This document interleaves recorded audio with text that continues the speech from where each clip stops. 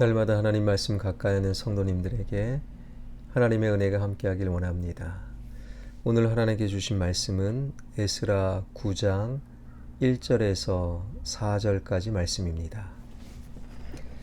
이 일 후에 방백들이 내게 나와 이르되 이스라엘 백성과 제사장들과 레위 사람들이 이 땅 백성들에게서 떠나지 아니하고 가나안 사람들과 헷 사람들과 브리스 사람들과 여부스 사람들과 암몬 사람들과 모압 사람들과 애굽 사람들과 아모리 사람들의 가증한 일을 행하여 그들의 딸을 맞이하여 아내와 며느리로 삼아 거룩한 자손이 그 지방 사람들과 서로 섞이게 하는데 방백들과 고관들이 이 죄에 더욱 으뜸이 되었다 하는지라.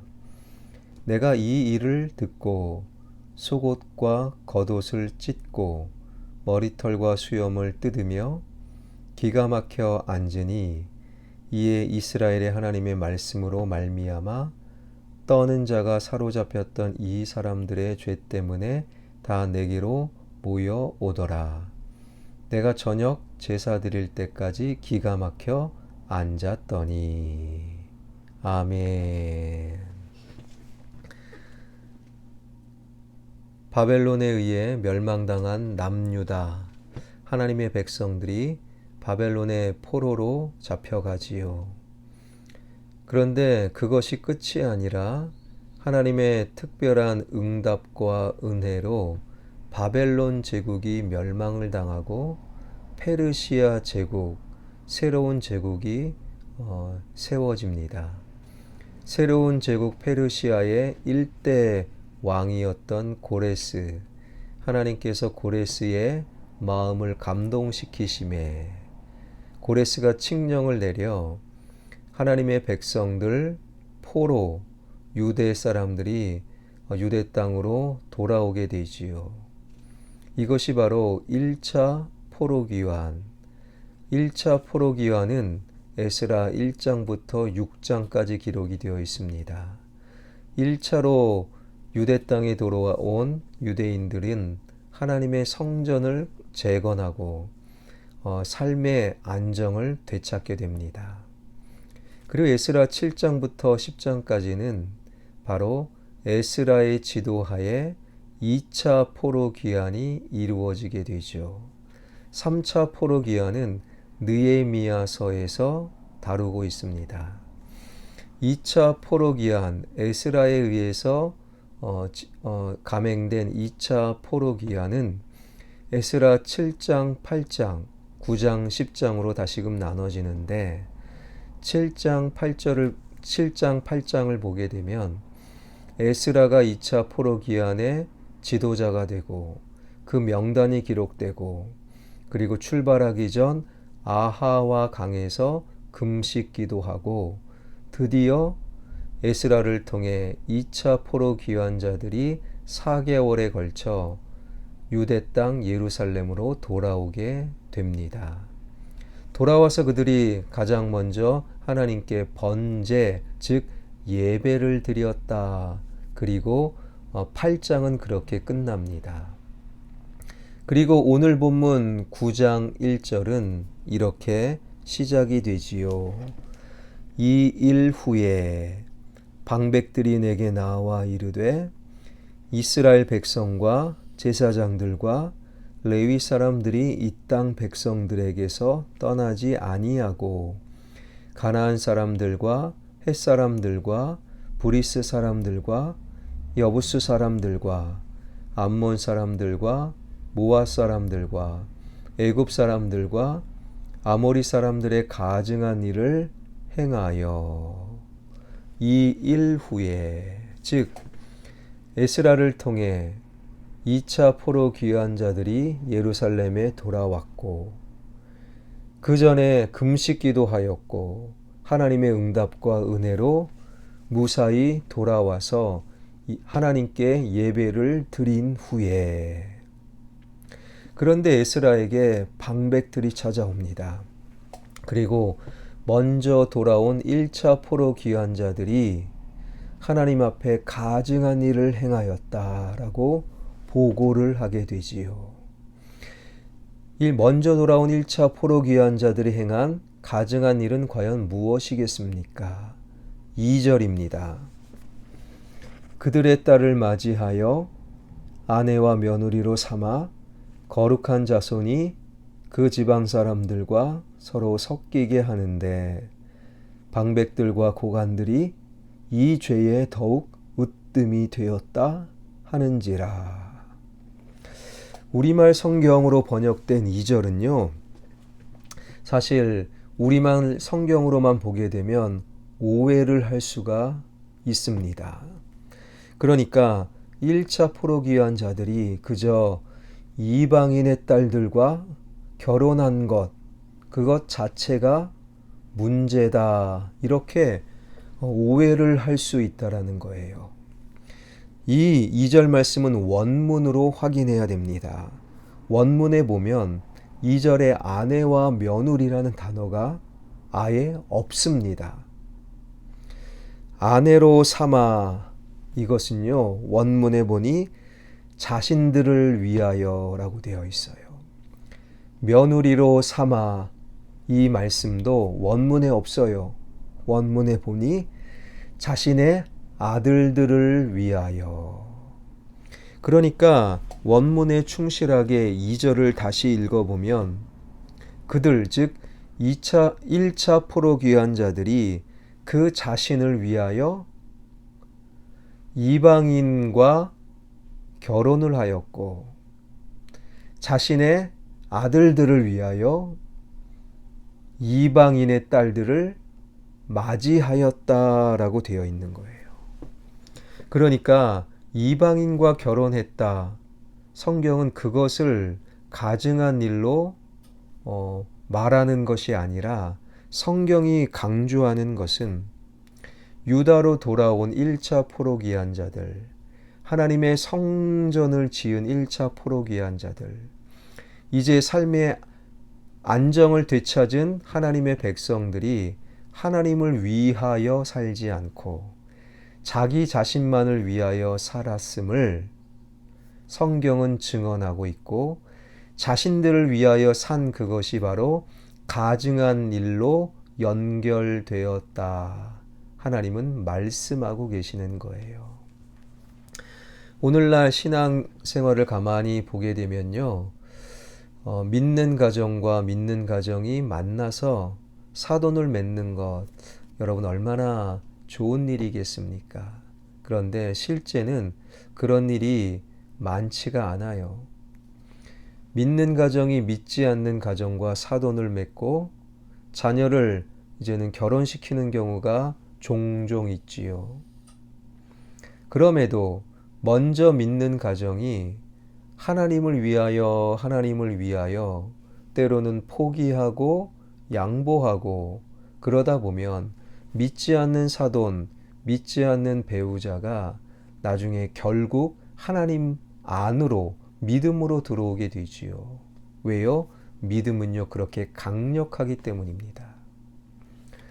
그러나 반대로 믿는 가정이 만났다 할지라도 자신들을 위하여 자신의 목소리를 높일 때 믿는 부부가 늘 싸우고 행복하지 않고 믿는 사돈들과 파국에 이르는 경우가 더 많다라는 거예요.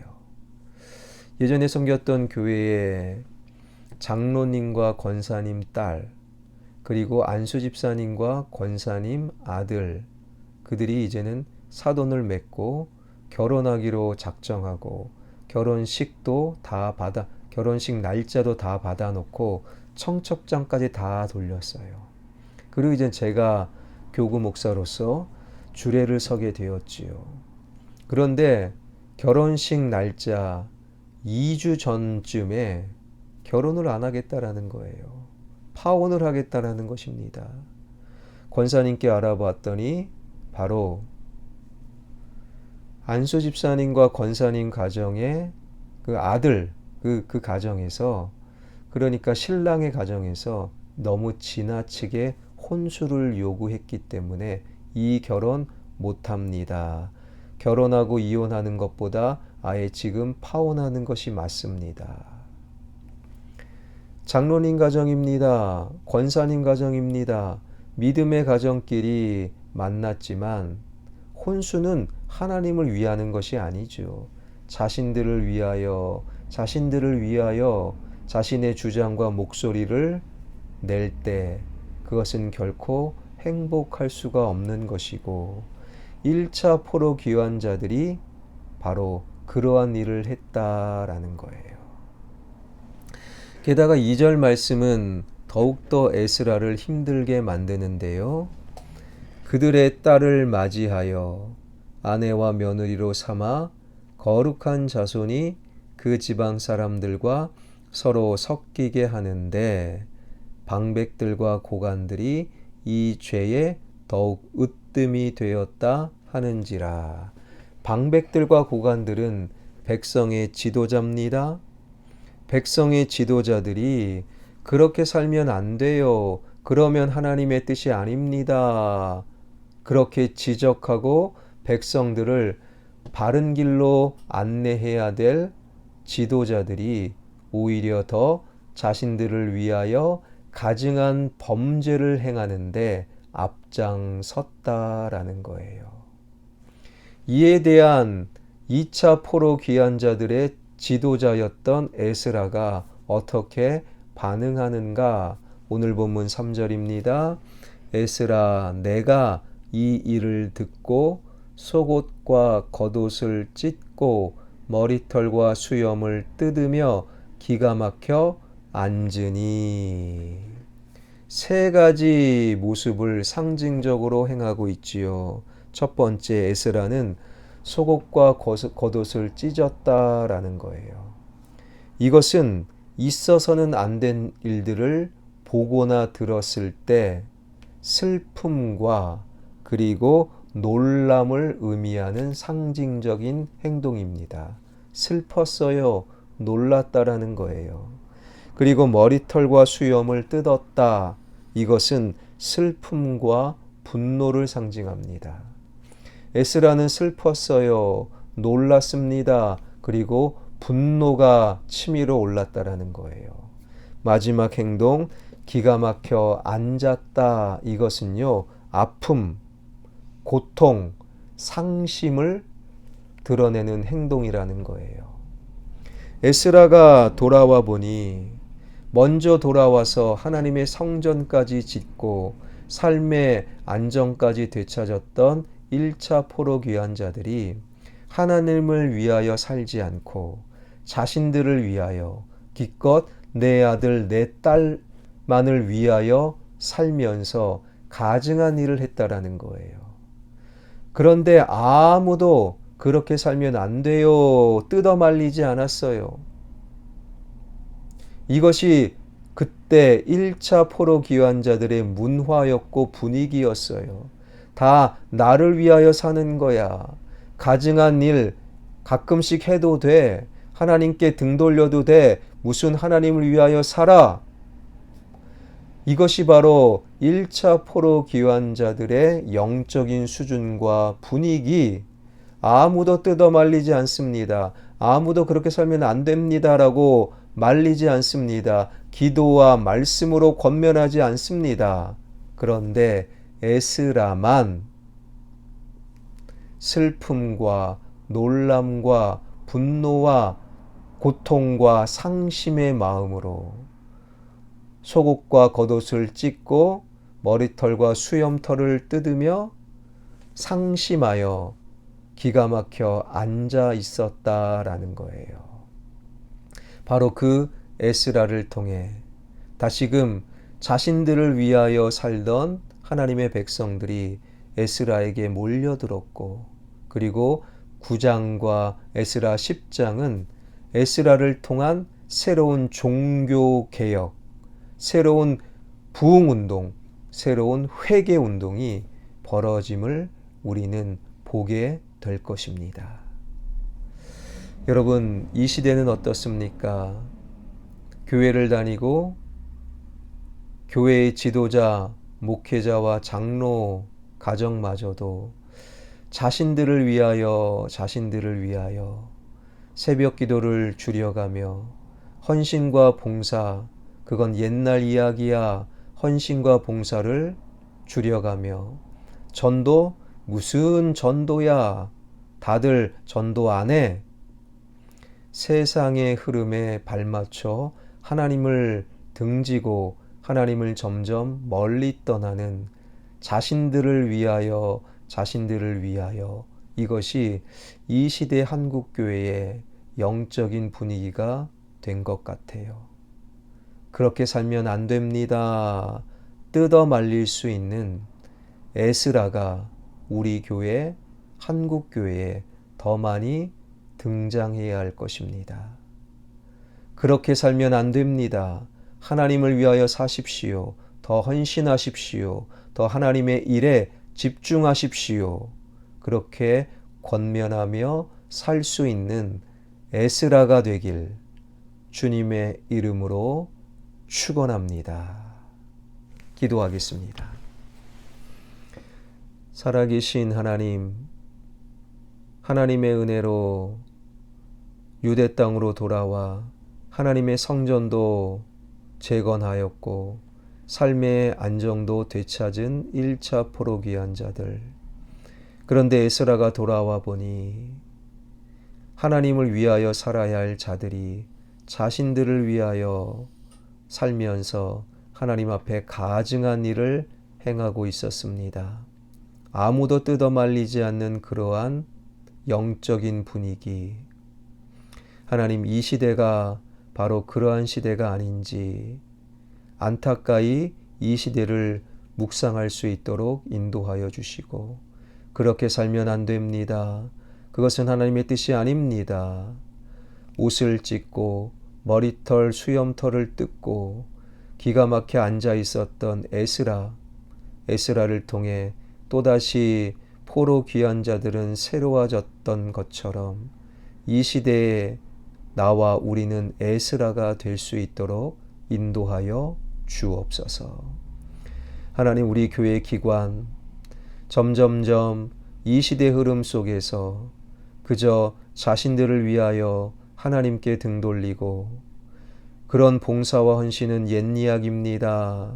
시대에 발맞춰 하나님과 멀리 떨어져 있는 자신들을 위하여 살던 장로님 가정, 권사님 가정마저도 새벽 기도하는 것을 부담스러워하는 이 시대에, 교회에 모이는 것을 어려워하는 이 시대에 에스라의 통곡, 에스라의 신앙을 우리가 마음속에 새기는 그런 은혜가 교회 가운데, 교회 기간 가운데 일어나게 하여 주옵소서.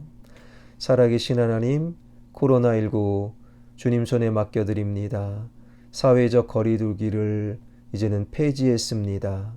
그러나 더욱더 우리를 안전히 지켜주시고 어르신들, 장로님, 권사님, 집사님들의 건강과 면역력을 높여주시고 코로나에 걸려 회복되는 자들 잘 회복되게 하여 주시고 기침이 멈추게 하여 주시고 목이 회복되게 하여 주시고 열이 떨어지게 하여 주시고 무기력과 건망증이 사라지는 역사가 일어나게 하여 주옵소서. 지역개발과 성전 건축 주님 손에 맡겨드리오니 가장 좋은 길로 인도하여 주옵소서. 예수 그리스도의 이름으로 기도하옵나이다. 아멘.